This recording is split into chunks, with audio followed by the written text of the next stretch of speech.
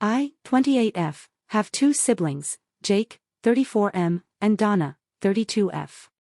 When Donna was 10, Dad found out Mom had cheated on him and Donna was not his child, which confirmed this. Our parents divorced, but nothing changed with Dad and Donna. He still treated her the same. But he also told her if she ever wanted to know her biological father, he would love, support and help her in that journey too. When Donna was 20, she asked Dad for help finding her bio father. He paid for the DNA test and other expenses, including travel when she found him. He paid for therapy. He held her hand throughout. He told me and Jake that this changed nothing, and he told us to support our sister because he was worried we would not like her finding the guy. Donna chose not to stay in touch with her bio father at that time. 3 years after this, Donna started a relationship back up with her biological dad but told nobody for 2 years. The first we learned about it was when Donna got engaged and she invited the guy to her engagement party. During the engagement party, she introduced her biological dad as her real dad to people. Dad took it in stride and said it was sometimes hard to find the words. Donna asked Dad if he would pay for her biological father's hotel room for an extra night because he could only afford that one night and she wanted to see him a little longer, and Dad did this for her. When she got married, she asked Dad to pay and he did. Then she had her bio father walk her down the aisle and only mentioned him in her toast. Dad was so heartbroken. She also refused to take a photo with just Dad and us, without her real dad in it. Then she got mad that Dad asked for it. She called him out for it after the wedding. Then 2 years ago she refused to take part in Dad's 60th birthday because it wasn't fair to her real dad. She also announced that she was expecting a baby and didn't want to confuse her child about who their grandpa was. So she wasn't going to pretend Dad was her dad any longer. She also announced her real dad had adopted her, so she was no longer legally Dad's kid anyway. She didn't try to include Dad in her baby's life at all. But now her real dad has let her down and she went crying back to Dad and said she wanted him to be in her life again. She wanted him to reassure her that nothing was wrong, etc., and Dad refused. She told him he shouldn't reject his grandchild and he said he never rejected his grandchild, but she made it clear he didn't have one. She said it wasn't fair and he promised nothing had changed. He said he wished he hadn't done any of it. He wished he had left her to her real dad since he meant nothing to her clearly. She went to Jake, who told her she got what she deserved. Then she turned to me. I didn't say that, but I told her I wanted no part of her pity party and would not support her after what she did to Dad. She told me we had always been close and it was so cold and cruel to reject supporting her when she needs it most. I met my husband James 3 years after the death of his first wife, Liz. James and Liz had a daughter together, Eloise, or Elle. I met Elle about 16 months after James and I started dating, and it was rough at first. Elle did not want her dad to be with someone else. Elle was 5 when Liz died, and she was terrified of forgetting the few memories she had of her and terrified of someone taking her mom's place in her and her dad's life. James and Elle went to therapy together, and she opened up and he reassured her. After some time I joined sessions and we talked through a lot, from my place in her life, to what I wanted from our relationship and what she was okay with. I told her if I could be her friend it would be the hugest honor, and if she could accept me into her family, not as her mom but as a member of her family, it would be another honor. We ended up there. Elle and I became close around the time James and I got married. She was very excited to give her dad away and even hugged me after I joined them at the altar. Our relationship became that of a trusted family member that is more like a friend. A lot of people assumed with time Elle would start to accept me as a second mom because we were close and I never pushed for this.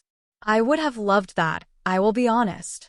I love her completely, and because I love her I accept the role of a close friend and family member and not a parent or second mom. Would I have liked to get there? Yes. But I will never demand it. Elle's wedding was just over a week ago, and during a toast she made, she touched on our relationship. She called me one of her greatest friends. She thanked me for being there and for respecting the love she had for her mom and her wish to not have another one. She called me one of the greatest humans and told me she believed her mom would have loved me. My parents approached Elle while everyone was dancing and confronted her over differentiating me from the other parents of the bride/groom. They told her after more than 20 years of being in her life, I had more than earned the recognition of being her mom. They told her she had basically shattered my heart and dreams. I was able to reach them before they said much else, and I told them they needed to leave and told them it was disgusting that they were attempting to spoil Elle's day. I also knew they were prepared to get loud and tell everyone else in the room what was going on. They tried to defend themselves afterward and told me it was disgusting that she still won't acknowledge me as her second mom after all this time, and they couldn't stand by without saying something. I told them it was wrong and they argued back more about it. I told them I was ashamed and disgusted by them attempting to make a scene at the wedding, and they never should have brought any of this up to her regardless of where. They told me they were just looking out for me and I should apologize to them. My ex-wife and I got divorced 2 years ago. We have a 15-year-old son who we share custody of. He spends 1 week with me and 1 with my ex. My girlfriend and her daughter moved in with me at the beginning of this year. My son and her have been getting along better than I could have hoped for, but lately he has been acting dismissive towards her and her daughter. Last week, we found out that we're going to have a child together. We broke the news to the children today over dinner. Her daughter was excited to have a younger sibling, but my son didn't seem too happy. After dinner, I asked him if there was something bothering him. He asked if we were really going to have a child, and how I could be sure that it's mine. I told him that there was no way to talk about someone, and he reacted by doubling down on his statement and calling her a homewrecker and a gold digger. He was getting pretty loud, so I told him to either calm down and talk to me in a normal tone or to go to his room to cool off. He decided to go back to his mom's house instead. I agreed to drive him because I didn't want him walking through half the city after dark. I told my girlfriend what happened, and she thinks I should text him before going to bed and let him take his time to respond without being pressured. I did receive a text from my ex, though, in which she called me an asshole amongst other things for kicking my son out in favor of my girlfriend, which is something I never did. I didn't want him to leave, but I also didn't want to force him to stay here when he insisted on leaving. I also think my ex might be behind my son's reaction, since she can't stand my girlfriend. None of the accusations sounded like something my son would say, especially since my girlfriend is contributing to rent and groceries, because she's an adult who can pay for herself. I feel like this situation is making me doubt my own sanity and would appreciate the perspective of Redditors.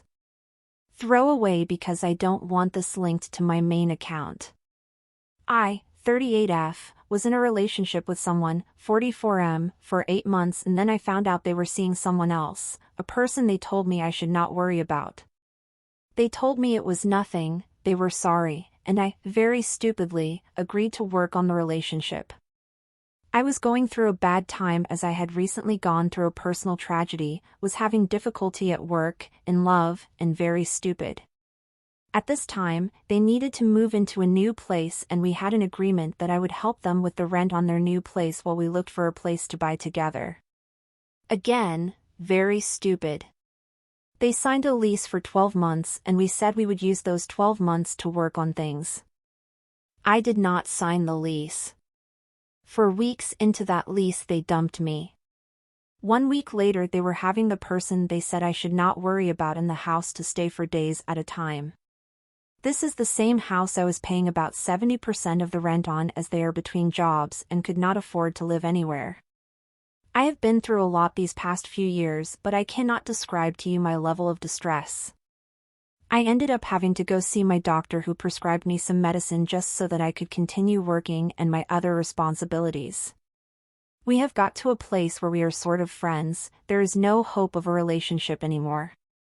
I have continued to pay the rent because to do not do so would leave them in a terrible situation. They recognized the distress that this caused me. But they continue to bring this person to the house to stay.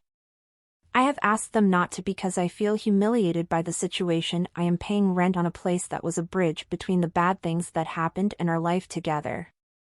They are using that house for their activities with their new partner. I know that I am stupid and was being exploited. The lease is up in a few months, after which I will not continue to provide support. He has said to me that I am manipulative and toxic for making this request to not have her stay in the house.